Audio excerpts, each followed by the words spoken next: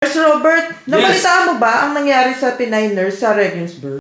Ano na ang balita sa kabayan nating nurse sa Regensburg? Ako si Nurse Robert, nais ko magbigay ng reaksyon para tumaas ang moral nating mga Pilipino nurse dito sa Germany. Ay sa bali-balita, ang Pinay nurse na ito ay gumraduate sa Pilipinas noong 2008 at dumating sa Germany taong 2018, dumating sa Germany at pinroseso mag-exam para maging ganap na nurse dito sa Germany. At nung taong 2020, siya ay lumipat sa isang hospital sa Regensburg bilang nurse sa nasabing hospital. Ayon sa mga balita, ang Pinay nurse na ito ay nakapatay daw ng pasyente at kanya pa daw pinagnakawan ito. Maniniwala ka ba ang kabayan nating Pilipina ay kukuha ng alasang pasyente na nagkakahalaga ng 100 hanggang 150 euro para ipagpalit ang kanyang dangal at mabuting trabaho bilang nurse dito sa Germany? Ay sa bali-balita, ang pasyente ng Pinay nurse ay mayroong sakit na tinatawag na cancer. Pero, isang malaking tanong, anong stage ng sakit na ito? Bakit nilalapit ang pagkamatay ng pasyente sa nasabing Pinay nurse? Ay sa mga balita, ang Pinay nurse daw na ito ay nag-inject ng mga gamot na walang doctor's order, katulad ng midazolam.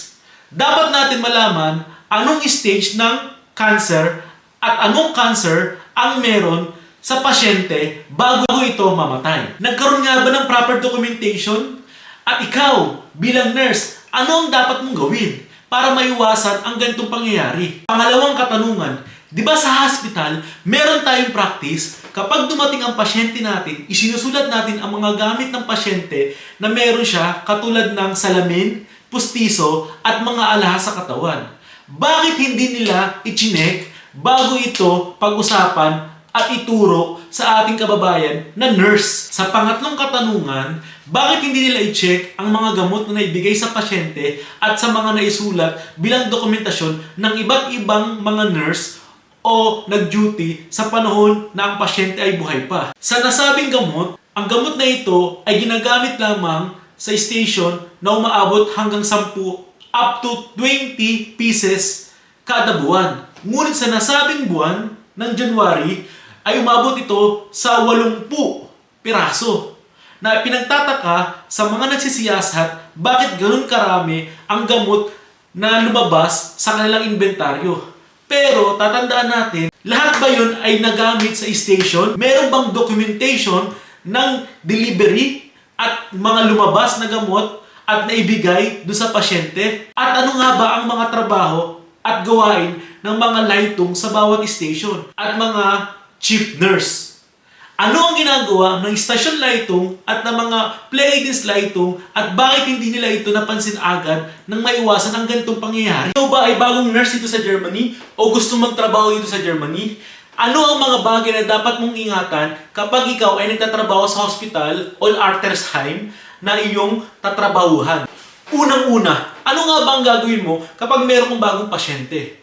Di ba itinuturo sa atin, kapag dumating ang pasyente, ay dapat nating idokumento sa berish ng pasyente ang mga dala niyang gamit. Katulad ng glasses, zanprotese, singsing, kwintas, damit, cellphone, at mga ibang bagay na dala-dala ng pasyente.